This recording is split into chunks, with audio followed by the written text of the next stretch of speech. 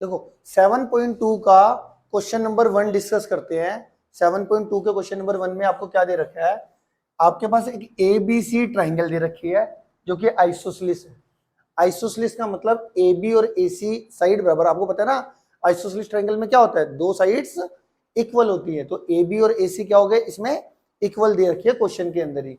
तो हमारे पास ABC एक आइसोसेलेस ट्राइंगल दे रखी है जिसमें AB और AC आपस में क्या है, इक्वल है। दूसरी चीज हमारे को क्या दे रखा है इसके अंदर, एंगल B और एंगल C का बाइसेक्टर। एंगल B का बाइसेक्टर मैंने बना दिया, ये देखो एंगल B का बाइसेक्टर ही होगा BO और एंगल C का बाइसेक्टर होगा CO। तो जो जो एंगल B का बाइसेक्टर और एंगल C का बाइसेक्टर है ना, वो एट पॉइंट O पर मीट कर रहे हैं। वो किस पर मीट कर रहे हैं, एट पॉइंट O पर मीट कर रहे हैं। और जो O पॉइंट पे जैसे मीट कर गए, अब क्वेश्चन में बोल रखा है O को किससे ज्वाइन कर दो, A से ज्वाइन कर दो। तो हमारी ये फिगर क्वेश्चन के अकॉर्डिंग रेडी हो गई। क्लियर है इतना? आगे देखते हैं, इन्होंने प्रूफ करने को क्या कर रखा है, OB is equal to OC, सबसे पहला पार्ट। और दूसरा है AO बाइसेक्ट एंगल A। सबसे पहले मैं फर्स्ट पार्ट के ऊपर आता हूं जी, OB equal to OC proof कैसे होगा, लिखूंगा तो मैं बाद में, पहले डायग्राम में देखना चाहता हूं कि OB OC के बराबर कैसे प्रूफ हो सकता है। तो इस बात का ध्यान रखो। सबसे पहले देखो, ये OB और OC कौन सी ट्राइंगल में आ रही है फिलहाल के लिए, OBC में आ रही है ना। किस में आ रही है, OBC ट्राइंगल के अंदर आ रही है OB और OC। अब OB OC तब बराबर होगी, ये प्रूफ करना ना OB OC के, जब इनके अपोजिट वाले दोनों एंगल इक्वल होंगे, है ना। तो इसका मतलब है, मुझे अगर मैं ये प्रूफ कर दूं कि ये ले लेता हूं मैं एंगल 1 और ये ले लेता हूं एंगल 2, अगर एंगल 1 एंगल 2 के बराबर आ गया तो इनके अपोजिट, अभी मैंने थ्योरम बताई थी आपको कि side opposite to equal angles are equal to each other. तो अगर दो एंगल इक्वल आ गए किसी ट्राइंगल के अंदर, तो उनके अपोजिट दो साइड्स भी इक्वल होगी। तो इट मींस OB को OC के बराबर दिखाना चाहते हो तो पहले देखो OB और OC कौन सी ट्राइंगल में आ रही है, OBC में आ रही है। अब OB OC के बराबर तब आएगा जब उनके अपोजिट दो एंगल इक्वल आएंगे। उनके दो मैंने अपोजिट एंगल को नाम दे दिया, इसके अपोजिट एंगल 2 और OC के, OB के अपोजिट मैंने एंगल 2 ले लिया और OC के अपोजिट एंगल 1 ले लिया। अगर मैंने एंगल 1 को एंगल 2 के बराबर शो कर दिया तो बाय थ्योरम OB OC के बराबर आ जाएगी। अब देखो मैंने पेन चलाया नहीं है, अब मैं इतना सोच रहा हूं कि भाई इतना होना चाहिए, है ना। इतना सोचोगे तो अब मैं लिखने वाला हूं। देखो अब सबसे पहले मैं स्टार्ट करता हूं, ये इन ट्राइंगल ABC की अगर मैं बात करूं, इन ट्राइंगल ABC में आपको पता है भाई AB AC के बराबर है, ठीक है। AB AC के बराबर गिवन है ना, AB AC के बराबर गिवन है। अब अगर AB AC के बराबर है तो मैंने आपको बताया था अभी कि एक ट्राइंगल के अंदर अगर दो साइड्स इक्वल है तो उनके अपोजिट दो एंगल इक्वल होंगे। तो AB के अपोजिट पूरा एंगल C आ गया और AC के अपोजिट एंगल B आ गया। तो एंगल B, पूरा एंगल B एंगल C के बराबर हो गया, ठीक है जी। तो यहाँ पे AB के अपोजिट एंगल C और AC के अपोजिट एंगल B इक्वल हो गया। और यहाँ पे मैंने क्या लिखा, एंगल इक्वल हो गया ना। तो यहां से शुरू करेंगे, angle opposite to equal sides are equal to each other, are equal to each other। क्या मेरी बात समझ में आ गई? एक ट्राइंगल के अंदर दो साइड्स इक्वल थी, उनके अपोजिट दो एंगल भी इक्वल हो गए, ठीक है। अब तुम्हारे को देखो, अब एंगल C और एंगल B बराबर है और जो ये वाली लाइन थी BO और CO ये बाइसेक्टर थी।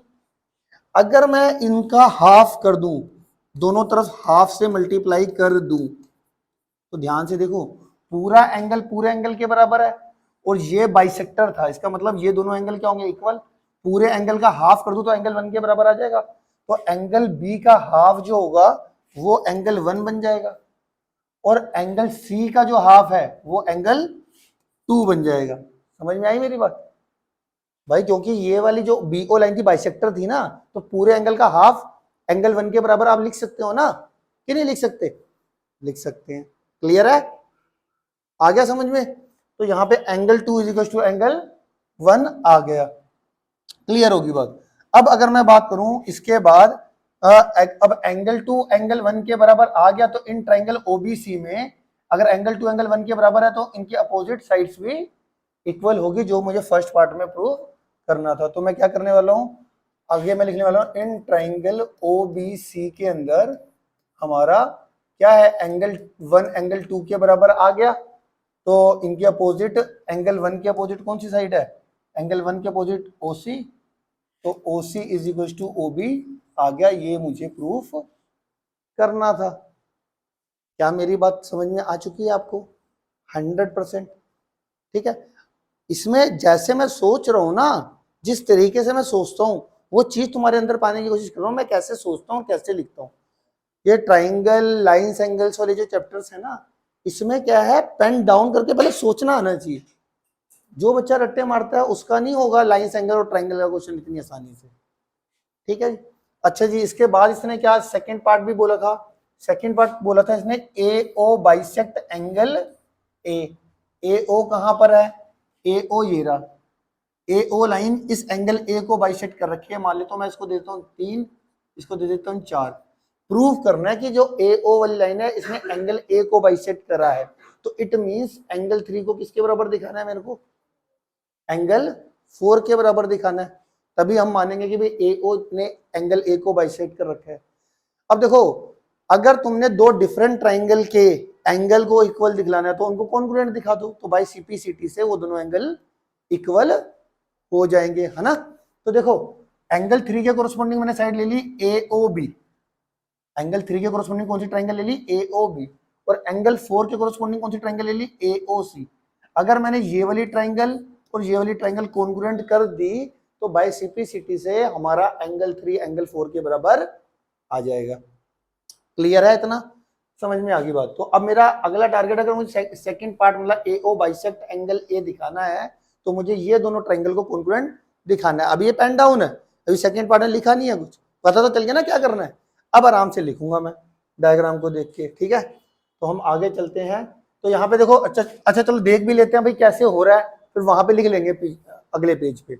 देखो OA दोनों साइड में कॉमन है, OA साइड, और OB equals to OC, OB is equals to OC। मेरे पास मैंने प्रूव्ड अर्लियर फर्स्ट पार्ट में प्रूव किया OB इक्वल टू OC, और जो AB AC के बराबर गिवन था, तो एक हमारी कॉन्ग्रुएंसी होती है SSS से, SSS मतलब ट्रिपल साइड। ट्रिपल साइड में क्या होता है, अगर एक ट्राइंगल की तीनों साइड्स दूसरे ट्राइंगल की तीनों साइड्स के इक्वल आ जाए तो वो ट्राइंगल क्या हो जाती है, कॉन्ग्रुएंट हो जाती है।